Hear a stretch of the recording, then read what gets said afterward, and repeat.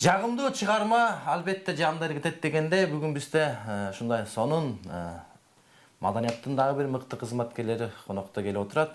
Алар кимдер десеңиздер, ушундай жүрөк сыр деген ырым менен канчалаган адамдардын жүрөгүнөн түнүк тапкан, булурду кимдер гана ырдаган эмес. Обобузда биздин студияда Максат Кыштыбаев жана Анарбек Калыев конокто. Ассаламу алейкум. Саламатсыздар, хош келдиңиздер. Рахмат. Кутмандыгыңыздар менен.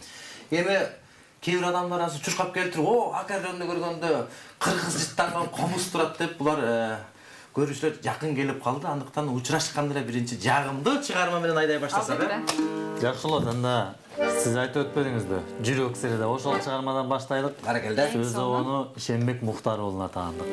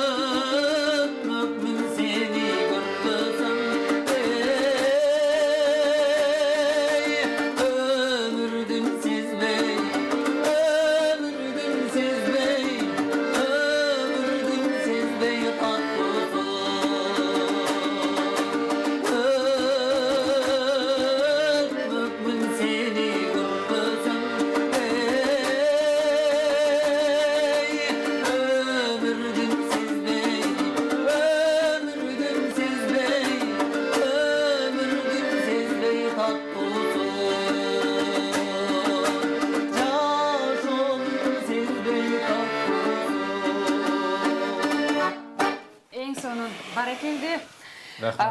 Ушул биздин келип калган конокторго дагы эгерде суроолоруңуздар болсо, урматтуу телекөрүүчүлөр, биздин WhatsApp номерлерибизге жиберсеңиздер болот. 0774 72 95 92 0775 74 0990. Эгерде кандайдыр бир суроолоруңуздар болсо, же болбосо каалоо тилектериңиздер болсо, конокторго жакшы бир суроолору болсо, анан урматтуу көрүүчүлөр, бизге бир SMS келип калды. Ой, алып баруучу дейги атыңды айтпай койдуң го деп. Бунун аты Бүлүмкан. Эртеден бери көрүүчүлөр айтып атабыз, урматтуу Айдай, айым деп жатабыз. Бул кызыбыздын аты Айдай, бирок бойдок эмес. Баракелде. Ооба, жана чын эле дагы биздин табышмагыбыз бар болчу. Аны дагы эгерде кимде ким ойлонгонго жетишип калсаңыздар, дүйнө жүзүндө жылына канча литр адам киши суу ичет? Суу ичет. Ошону дагы суроолоруңузга жообуңуздар болсо, бизге SMS аркылуу кетирсеңиздер болот. Эми урматтуу коноктор дагы ирет кыш келипсиздер. Иштер жакшы, чыгармачылык Жакшы бардыр буюрса. Азыр алдыдагы ырдалып өткөн чыгарманы кимдир гана ырдаган эмес, Ооба. Кайсы жерге барбасак ушул чыгарма менен таанылып келе жатасыз. Максат Куштабаев деген Ооба. атыңыз менен. Эми алгач бул жерде ошо мен ырдап чыккам негизгиси. Мага чейин ырдаган автор өзү ырдаган, анда бир группа ырдаган. Анда ырчылар дагы ырдайбыз деп алып ырдабай калып ошо мага буйруган экен. Майын чыгара жеткирген сиз болдуңуз. Колдон келишинче мен аткарып элге жеткирдим десем жаңылышпайм. Эң сонун деги эле ушул ырларды таңдоодо оорчулук жаратабы негизичи? Ушул жөнүндө кандай кылып таңдайсыз ырларыңызды? Оорчулук жаратат чындыгында. Ошого чейин бир топ болуп калды уже жарат элегим, ырдай элегиме. Ырчылар, оончулар ырларын сунушташат. Бирок негедир сөзүнө же оонда бир оңдоочу жерлер болуп калды, ошондон улам ырдабай калган учурлар болуп атат. Негизи жакшы ырлар көп, бирок жакшы ырлардын көбү ырдалып калып эле дагы ырдал эле ырларды издеп эле бир башкача ыр издеп жүргөн убагым да азыр. Эң сонун негизи бирок чынында сиздин ырларыңызды аябагандай жакшы угам. Өзгөчө мен себептегенде ар бир ырды жакшы чыныгы мындай көркүн ачып берип жакшы ырдайсыз да чынындачы. Рахмат. Негизи кимдерден баягы талим тарбия алып сиздин деги эле устат шакирт деп коет эмеспи? Кимден талим тарбия алдыңыз? Жана ушул чыгармачылыкка иштегениңизге канча болду? Эми менин мугалимдерим, устаттарым көп. Алгач окууга тапшырып келатканда Кыргыз Республикасынын эмгек сиңирген артисти болду Бакыт Быкеев деген. Ал кишиден да вокалдан сабак алып, ошол киши мени ушул жакка алып келип тапшырткан. Андан кийин ошо Улуттук филармонияда ошол студияга тапшыртканда Улук Мырза Полотов деген агайдан сабак алгам. Консерваторияда окуп жүргөндө да ошол убакта сабак алып жүрдүм. Анан Майрам Дүйшекеева деген эжекебиз бар, андан да сабак алдым. Эң акыры консерваторияны бүтөрдө Мурат Касей деген агайдан сабак алып, ошону менен бүттүм. Устаттар көп. Анан ошол ар кимдин устаттардын оюн баардыгын айткан сөздөрдүн баары эсте калып отуруп, ушундай бир жакшы бир профессионал ырчы болоюн деген жолго түшөт экенсиң да. Баракелде. Буюрса, тилектериңиз орундалат деген ишеничтебиз. Азыркы учурда бирок Максат мырза, өзүңүз да вокалдан сабак берип жаткан учурубуз. Кайсы жерде? Балким ырда азыр баягы айтат го, кыяматка эң жакындаган ырчы бичи көбөйөт дегенде ырдайм дегендер көп. Андыктан сиздин коңгурүүңүзгө кызыгып сабак алам дегендер болсо, дарегиңизди айтып кайсы жерде? Мен ушул тапта ошо окууну бүткөндөн бери эле Бүйсара Бейшеналиев атындагы Маданият жана искусство университетинде фольклор кафедрасында ошол жакта мугалим болуп эмгектенем. Вокал сабагы боюнча. Эң сонун. Анарбек мырза, сизге суроо. Кыягыңызды көтөрүп келип калдыңыз. Негизи чынында чандаган адамдар кыяк көтөрүп чертет. Себептегенде бул да болсо эң мындайча айтканда оор аспап жана чынында муну үйрөнүш да татаал. Деги эле сиз дагы чыгармачылыкка аралашканыңызга канча болду? Кимдерден талим тарбия алдыңыз?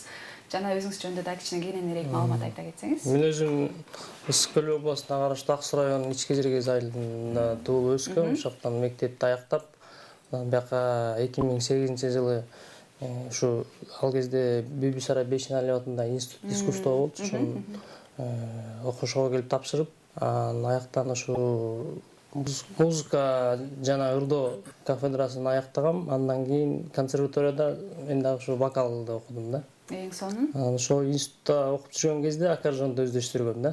Азамат, мыкты деңгээлде ойдойсуз.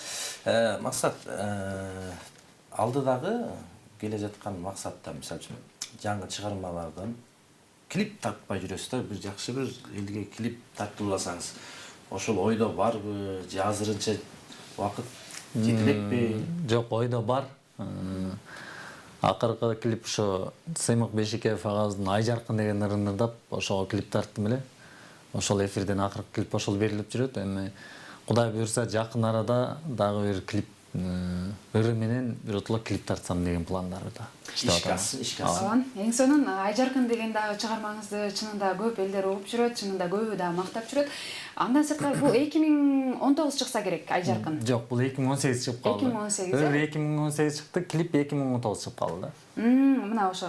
Деги эле ошо 2018-жылы дагы Элегия беле? Ушундай ырыңыз бар. Деги эле ошонун атын айта кетсеңиз кичине мындай ачыктапчы. Бул Элегия эми Түмөнбай Колдоштун чыгармасы Обону. Сөзү атын эстей албай атам, оштон бири эжекебиздики болот. Бул чыгарманы негизи мурда ардашкан, өзү автор дардаган. Анан мага абдан жакчы бул чыгарма. Анан ошо автордон ырларынан сурап жүрүп, анан ошо элегиянын ырдайы мага мүмкүн болсо мен ырдайын ушул чыгарманы мен репертуарыма кошоюн деп сурап алып ошол чыгарманы ырдаган. Муну былтыр ырдагам 2018 кыштар десем керек эле. Эң сонун ушу элегия деп айтып калдык, ушу телекөрүүчүлөргө дагы ушуну тартып бир ырдап берсеңиздер кандай болот? Бул чыгарманы көптөн бери ырдайлык биз эми. Ай жаркын ырдап беребиз. Ай жаркын, ай жаркын. Жалпы ушу ай жаркын аттууларга, назик кыздарга арнап, ай жаркын ырдап беребиз. Бешекеев агабыздын.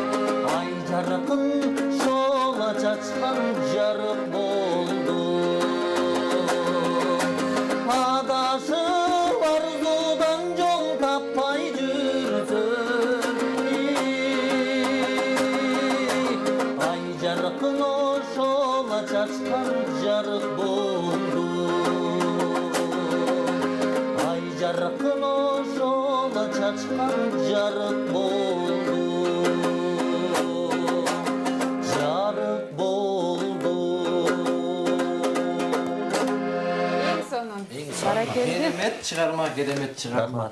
Ай жаркын өзү аябай айдай жаркыраган кыз болсо керек, ыр жөн чыкпайт да. Ошондой болсо керек да. Жүрөктөн чыгат дейт негизи эле. Өргүн бар аял зат кардалат да турабы. Анан максат мындай да кыздар. Кээ бир адам вокалдан айрыкча ырдап жүргөндөр, оперный ырчылар үндү багат дейт турабы? Ооба. Үндү багат. Бирок азыр мен угушумча караганда таң атпай сиздин үнүңүз күндүзгүдөй эле жакшы жаңырык менен чыгып жатат. Кээ бирөө семечка чакпаш керек дейт, кээ бирөө муздак суу.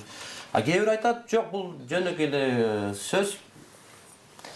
Ыкка келип калса, ар кандай учурда ырдай берсе болот. Кышында деле айрыкча.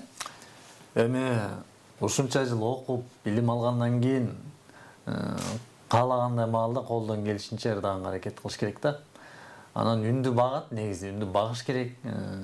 Ушул үн менен биз нан таап жеп атабыз, ушул менен ишибиз болуп атат дегендей колдон келишинче үндү бапестеп багабыз. Көбүнчө суу ичип, муздак суу ичип, ооруп калбаганга ушундай. Орусча айтканда хронический болуп кетпегенге мындай жол бербеш керек да. Анан эртең мененкисин негизи ырдай берем мен.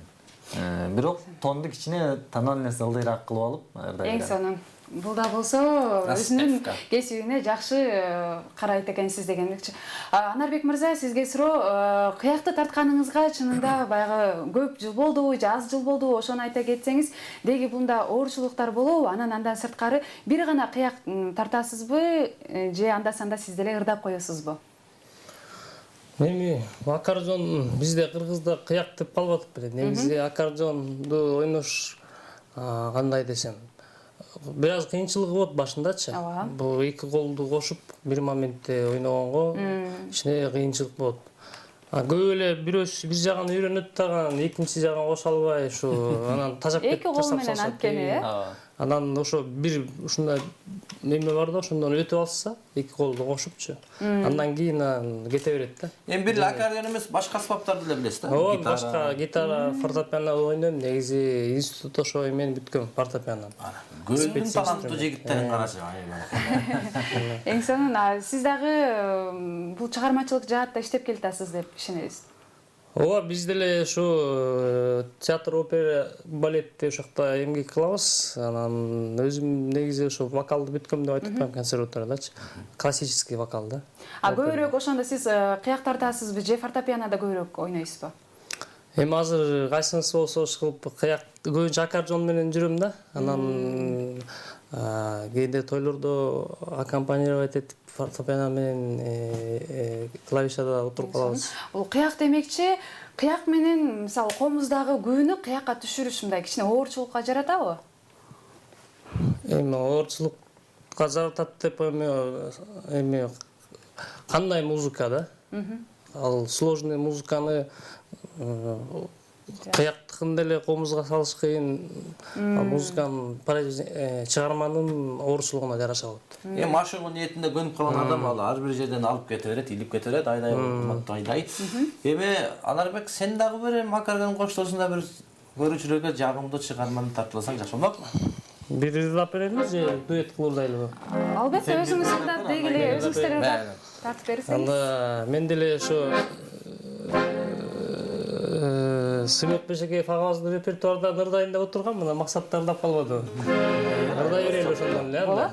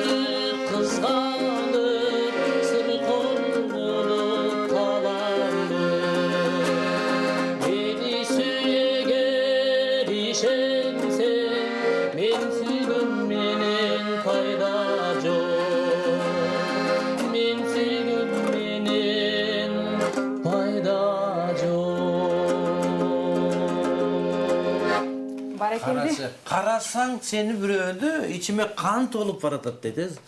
Seni görüp men sırık olup kalam деп, uşu bizge gerek bile деген. Чыгарманын баары бүт аяк зат кардалат экен, бирок эркек эч ким ыр жазбайт экен. Тапкан баккан биз болсок, баягы 45-жылы согушта бирөөлө жазган экен, кала берди таң калында былчыйып деп багыш эркектер. Бизге смс келген экен.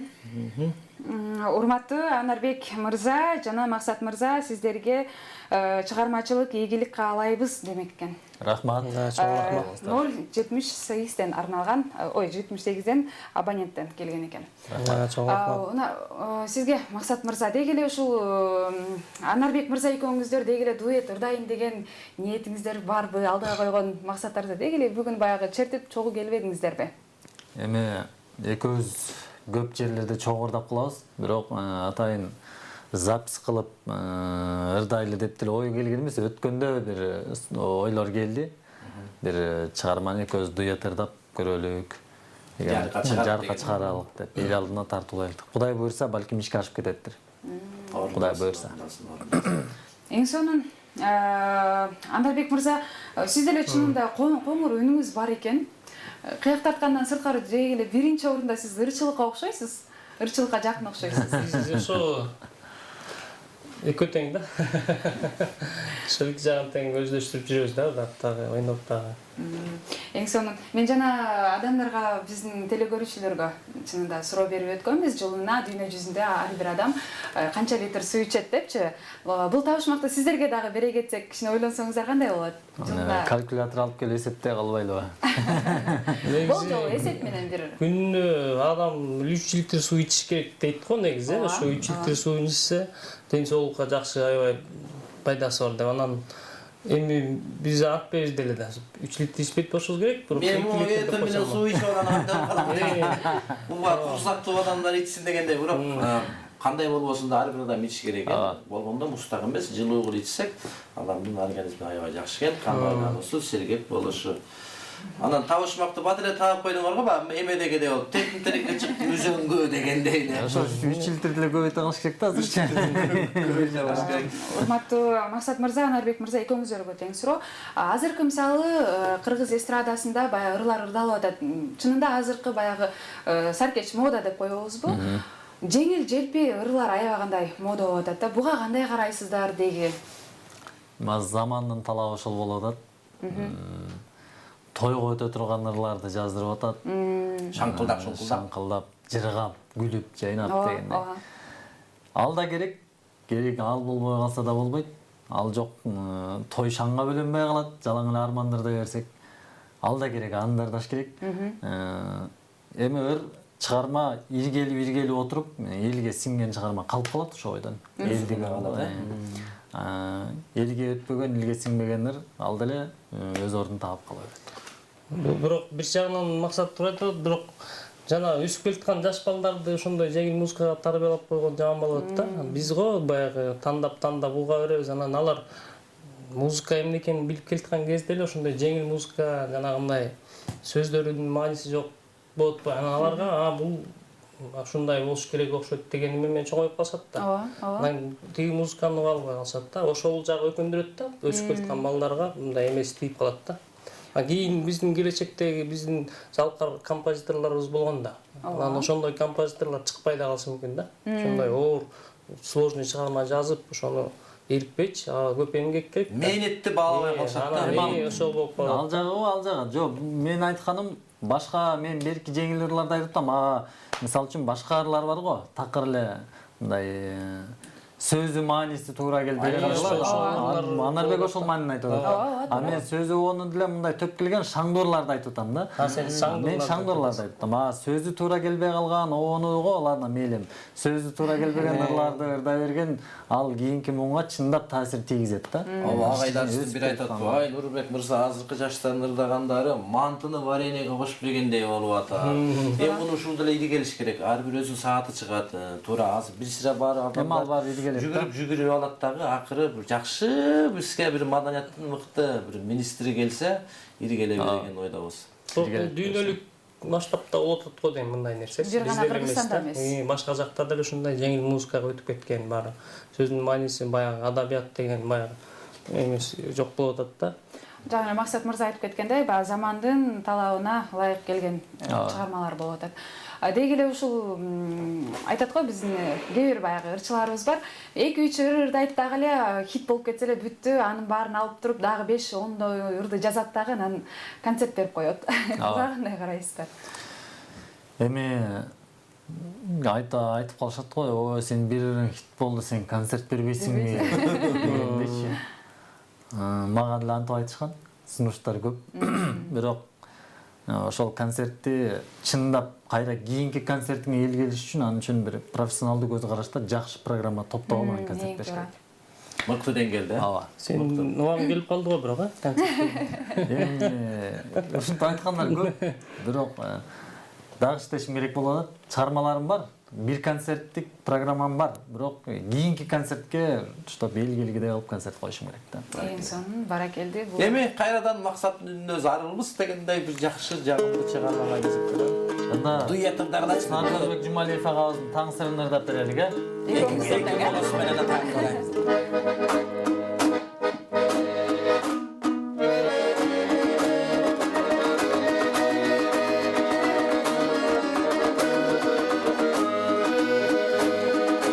Görüşkönçe gözlerimden çağılgan, nurlarından kurgan gayran köpürüm.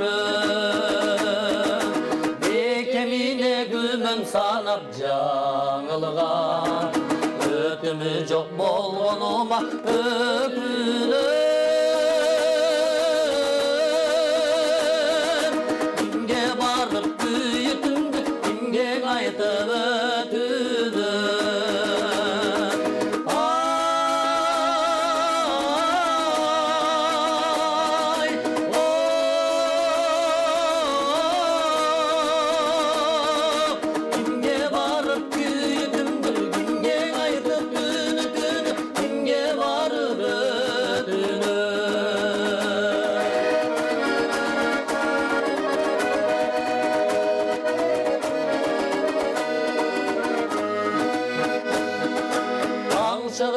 Tabışmak tutan sırrı, tandap kettin tan salgın ölgünü.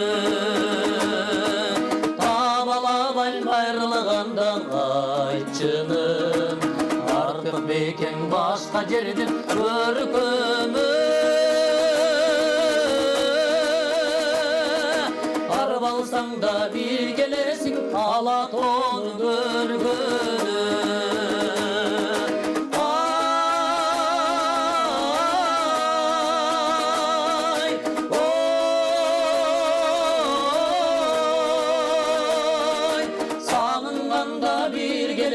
Sarıgayganda bir gelesin, Alatonu görgünü.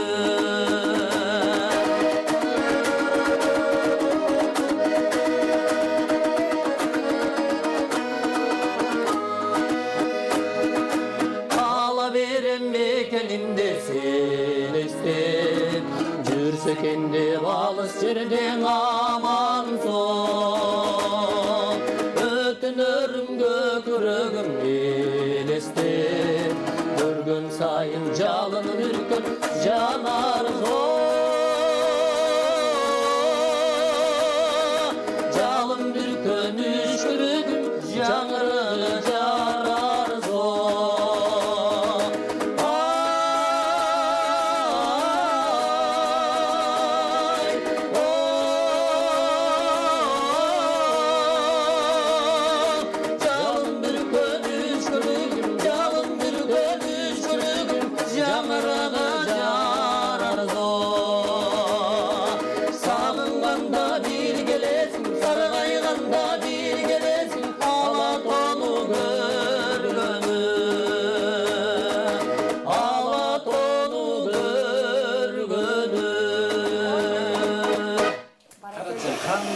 жүрөктөн чыккан чыгарма. Урматтуу көрүүчүлөр, сагынганда бир келесиң Алатоону, сагыганда бир келесиң Алатоону көргөнү дейт.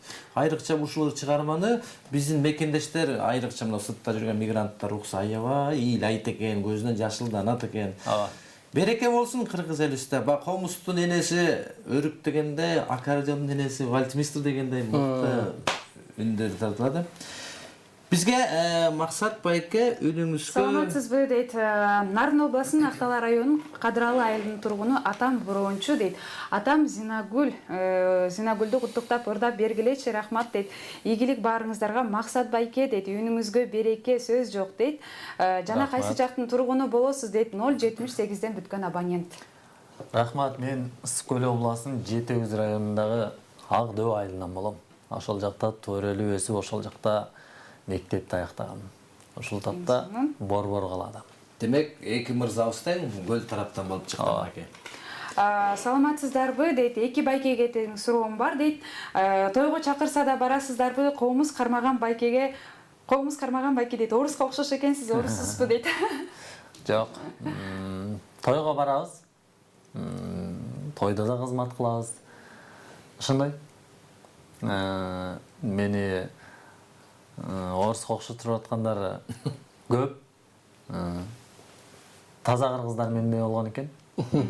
Сары келип мындай, кырдач мурун көк көз деп айтылат кыргыздар. Ошондой деп айтылат экен. Демек сиз чын Ошондо мен таза кыргыз экенмин дагы, силер мындай аралашып кеткен экенсиңер. Айта, убакыт зымыранда урматтуу көрүүчүлөр, андыктан келгениңерге чоң рахмат, ишиңерге ийгилик. Дагы да жашыңар, ден соолук каалайлы, отуңардан аргы күлкү кетпей, кыргызым деп кызмат кылып жүрө бериңиздер.